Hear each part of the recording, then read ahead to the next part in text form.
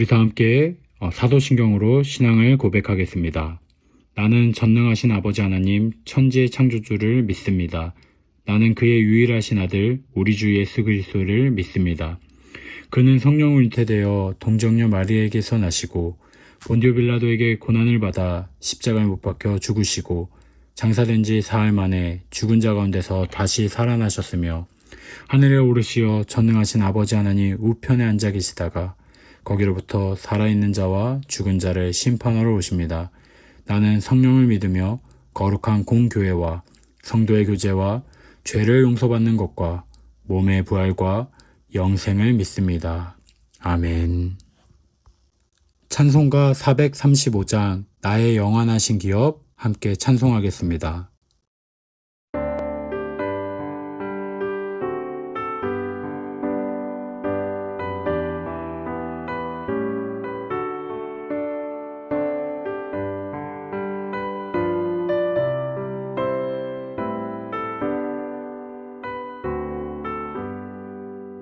나의 영원하신 기업 생명보다 귀하다. 나의 갈 길 다가도록 나와 동행하소서. 주께로 가까이 주께로 가오니 나의 갈 길 다가도록 나와 동행하소서. 세상 복 위하니라 모든 병에 버리고 험한 길을 가는 동안 나와 동행하소서. 주께로 가까이 주께로 가오니 나의 갈 길 다가도록 나와 동행하소서. 모든 골짜기 지나가며 험한 바다 건너서 천국 문에 이르도록 나와 동행하소서. 주께로 가까이 주께로 가오니 나의 갈 길 다가도록 나와 동행하소서.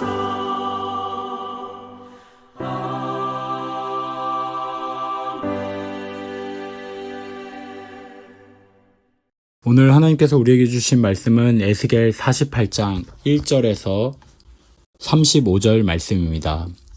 에스겔 48장 1절에서 35절 말씀입니다. 우리 함께 합독하도록 하겠습니다.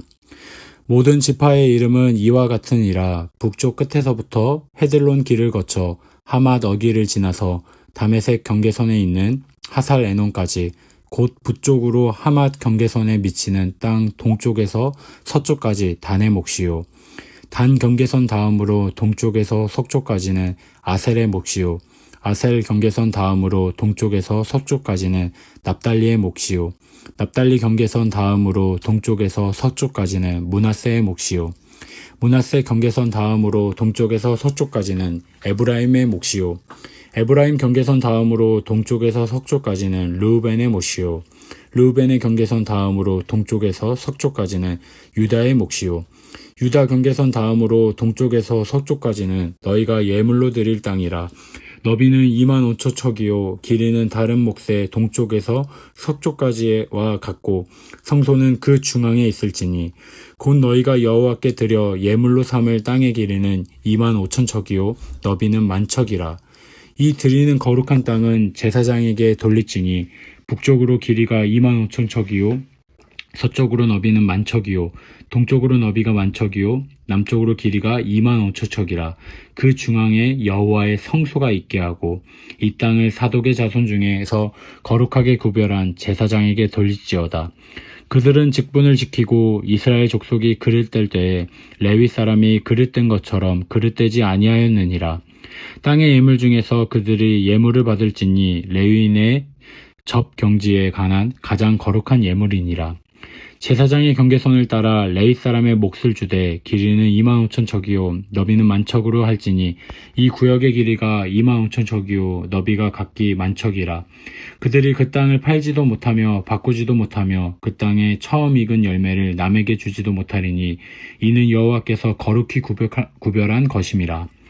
이 25,000척 다음으로 너비 5,000척은 속된 땅으로 구분하여 성읍을 세우며 거주하는 곳과 전원을 삼되 성읍이 그 중앙에 있게 할지니 그 크기는 북쪽도 4,500척이요 남쪽도 4,500척이며 동쪽도 4,500척이요 서쪽도 4,500척이며 그 성읍의 들은 북쪽으로 250척이요 남쪽으로 250척이요 동쪽으로 250척이요 서쪽으로 250척이며 예물을 삼아 거룩히 구별할 땅과 연접하여 남아있는 땅의 길이는 동쪽으로 만척이요 서쪽으로 만척이라. 곧 예물을 삼아 거룩하게 구별할 땅과 연접하였으며 그 땅의 소산을 성읍에서 일하는 자의 양식을 삼을지라. 이스라엘 모든 지파 가운데에 그 성읍에서 일하는 자는 그 땅을 경작할지니라.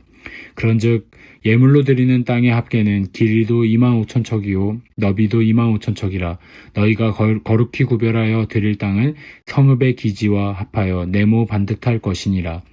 거룩하게 구별한 땅과 성읍의 기지 좌우편에 남은 땅은 군주에게 돌릴지니 곧 거룩하게 구별할 땅의 동쪽을 향한 그 경계선 앞 25,000척과 서쪽을 향한 그 경계선 앞 25,000척이라. 다른 목들과 연접한 땅이니 이것을 군주에게 돌릴 것이며 거룩하게 구별할 땅과 성전의 성소가 그 중앙에 있으리라. 그런즉 군주에게 돌려 그에게 속한 땅은 레위 사람의 기업 좌우편과 성읍의 기지 좌우편이며 유다 지경과 베냐민 지경 사이에 있을지니라. 그 나머지 모든 지파는 동쪽에서 서쪽까지는 베냐민의 몫이요 베냐민 경계선 다음으로 동쪽에서 서쪽까지는 시므온의 몫이요 시므온의 경계선 다음으로 동쪽에서 서쪽까지는 이사갈의 몫이요 이사갈 경계선 다음으로 동쪽에서 서쪽까지는 스불론의 몫이요 스불론 경계선 다음으로 동쪽에서 서쪽까지는 갓의 몫이요 갓 경계선 다음으로 남쪽 경계선은 다말에서부터 무리바 가데스 셈에 이르고 애굽 시내를 따라 대에 이르나니 이것은 너희가 제비 뽑아 이스라엘 지파에게 나누어 주어 기업이 되게 할 땅이요 또 이것들은 그들의 몫이니라. 주 여호와의 말씀이니라. 그 성읍의 출입구는 이러하니라. 북쪽의 너비가 4,500척이라. 그 성읍의 문들은 이스라엘 지파들의 이름을 따를 것인데 북쪽으로 문이 셋이라. 하나는 르우벤 문이요 하나는 유다 문이요 하나는 레위 문이요 동쪽의 너비는 4,500척이니 또한 문이 셋이라. 하나는 요셉 문이요 하나는 베냐민 문이요 하나는 단 문이며 남쪽의 너비는 4,500척이니 또한 문이 셋이라. 하나는 시므온 문이요 하나는 이사갈 문이요 하나는 스불론 문이요 서쪽도 4,500척이니 또한 문이 셋이라. 하나는 간 문이요 하나는 아셀 문이요 하나는 납달리 문이며 그 사방의 합계는 18,000척이라. 그날 후로는 그 성읍의 이름을 여호와 삼마라 하리라. 아멘. 오늘 하루를 시작하는 마음은 어떠한 마음입니까? 어떤 분들은 기대되는 하루를 맞이하지만 또 누군가는 두려움과 불안으로 하루를 준비하실 수 있습니다. 기대감으로 시작하는 하루, 또 두려움으로 시작하는 하루, 이 모든 자리에 하나님은 함께 하십니다. 임마누엘 하나님의 은혜와 평강이 우리 모든 성도들에게 임하기를 축복합니다. 에스겔 47장 13절부터 48장까지는 회복된 땅을 각 지파들에게 어떻게 분배하는지에 대한 환상이 나옵니다. 출애굽 시대의 분배는 지파의 크기에 따라 땅의 넓이가 다르게 나누어졌습니다. 에스겔의 새 성전 시대에는 큰 지파이든 작은 지파이든 아무 차이 없이 동일한 크기의 땅을 나누어 봤습니다. 강한 지파에 의해 약한 지파가 흡수되는 일이 다시 일어나지 않게 땅을 균등하게 나눈 것입니다. 그리고 여기서 주목할 부분은 새 성전 시대에는 타국인도 동일하게 참여하게 되었습니다. 이 타국인 오래전부터 이스라엘의 안에서 함께 살아왔던 사람들입니다. 이스라엘 사람들에게는 혐오의 대상이기도 했습니다. 그러나 하나님은 그들도 똑같이 기업을 나누어 주라고 말씀하십니다. 하나님의 나라가 이스라엘의 민족을 넘어 열방을 향해 나아가고 있습니다. 48장에서는 성소가 있는 거룩한 땅을 중심으로 북쪽으로 7지파, 남쪽으로 5지파를 배정합니다. 북쪽 7지파는 위에서부터 단, 아셀, 납달리, 므낫세, 에브라임, 루벤, 유다의 7지파가 자리하고 있습니다. 그 남쪽 지역에는 위에서부터 베냐민, 시므온, 이사갈, 스불론, 갓 5지파가 자리합니다. 여호수아 시대의 기업을 나눌 때 요단 동쪽에 있던 루벤, 갓, 므낫세 반지파가 속했던 지역은 모두 요단 서쪽으로 돌아오게 되었습니다.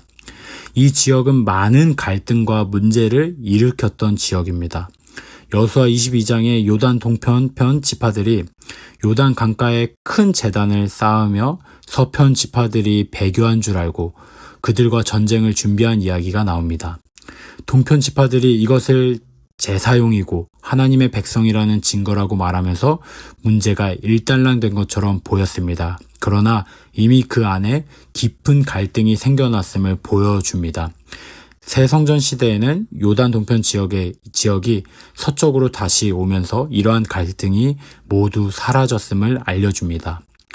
지파들에게 나누어준 땅 가운데 정사각형 모양의 예물로 드릴 땅과 그 좌우에 있는 왕에게 줄 땅이 나옵니다.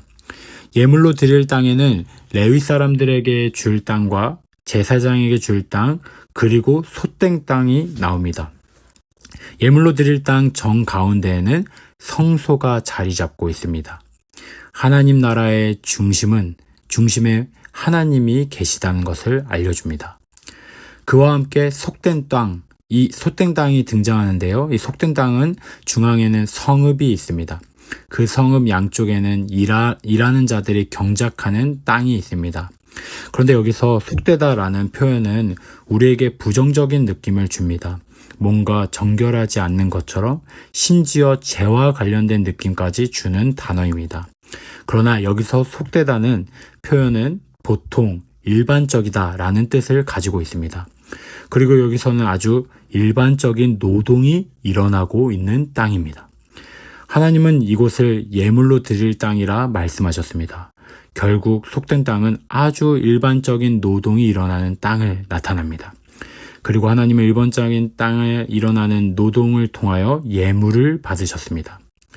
에스겔의 마지막 환상의 중요한 특징은 새롭게 나누어질 기업의 땅 중심에 하나님께 예물로 드릴 땅이 존재했다는 것입니다.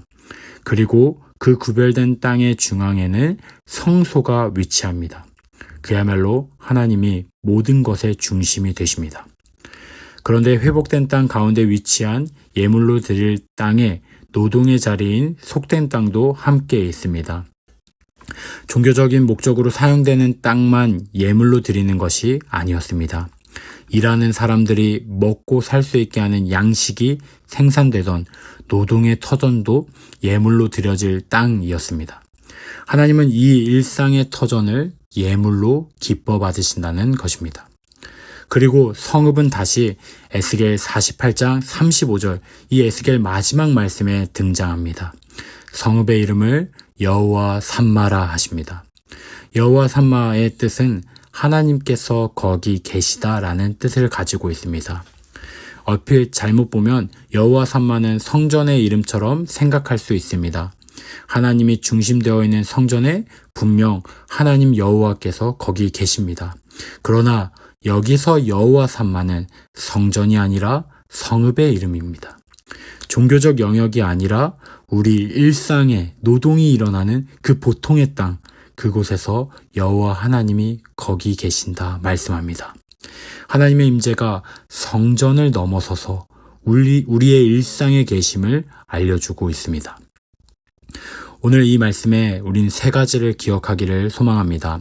먼저, 하나님은 우리 삶의 중심 되십니다. 우리는 하나님을 중심에 두며 살아야 합니다. 그러나 이스라엘 백성은 그 삶을 이루지 못했습니다. 하나님이 아니라 다른 많은 것들을 마음의 중심에 두고 살아갔습니다.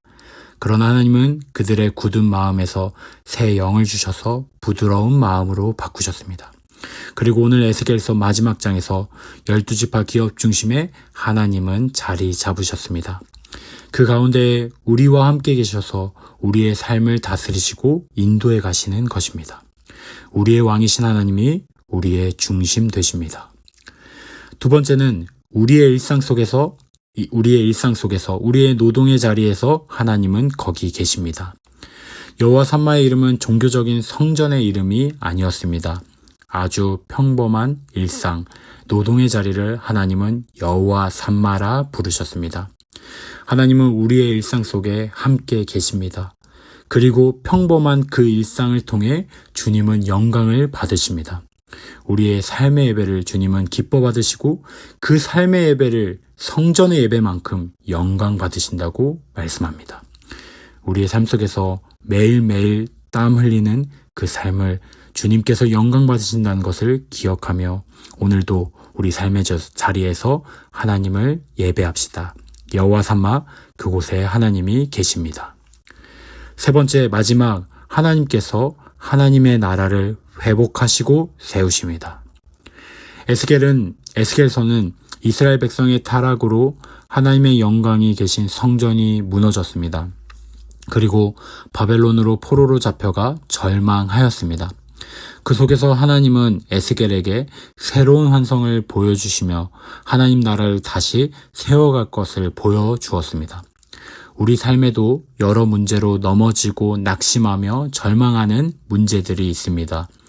그러나 하나님의 나라는 결코 무너지지 않습니다. 하나님은 우리의 삶에 임한 하나님의 나라를 다시 세워 가십니다. 우리의 힘과 능력이 아닙니다. 하나님의 은혜가 우리의 삶을 회복해 갈 것입니다. 바벨론 땅에서 그 환상을 보며 기뻐했을 에스겔처럼 오늘 우리의 삶에서도 하나님 나라를 바라보며 주님과 함께 기뻐하기를 축복합니다. 기도하겠습니다. 우리 삶의 중심에 계신 하나님, 오늘 우리가 살아갈 일터와 일상의 자리에 주님이 계심을 믿습니다. 우리의 평범한 땀과 노동을 예물로 받으시고 오늘 하루도 주님께 드리는 예배로 살아가게 하여 주옵소서. 여호와 삼마, 주님이 거기 계십니다.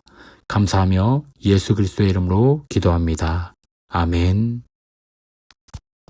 오늘 기도 제목 세 가지 나눕니다. 첫 번째, 여호와 삼마, 하나님이 거기 계십니다. 우리 삶의 중심에 하나님을 모시고 평범한 일상과 노동의 자리가 주님께 드리는 예배가 되게 하여 주옵소서. 기도합시다. 두 번째, 연로하신 어른들을 위해서 기도합시다. 어르신들의 몸과 마음을 지켜주시고 매일의 일상 가운데 여호와 삼마의 임재로 위로하시며 강건케 하여 주옵소서. 기도합시다. 마지막 세 번째, 직장에서 땀과 수고를 주님께 드리는 예물로 여기게 하시고 가정마다 하나님이 중심되게 하시며 우리 다음 세대 아이들이 하나님 나라의 소망 안에 자라가도록 우리 함께 기도합시다. 주기도문으로 예배 마치겠습니다. 하늘에 계신 우리 아버지의 이름을 거룩하게 하시며 아버지의 나라가 오게 하시며 아버지의 뜻이 하늘에서와 같이 땅에서도 이루어지게 하소서. 오늘 우리에게 일용할 양식을 주시고 우리가 우리에게 잘못한 사람을 용서해 준 것 같이 우리 죄를 용서해 주시고 우리를 시험에 빠지지 않게 하시고 악에서 구하소서. 나라와 권능과 영광이 영원히 아버지의 것입니다. 아멘.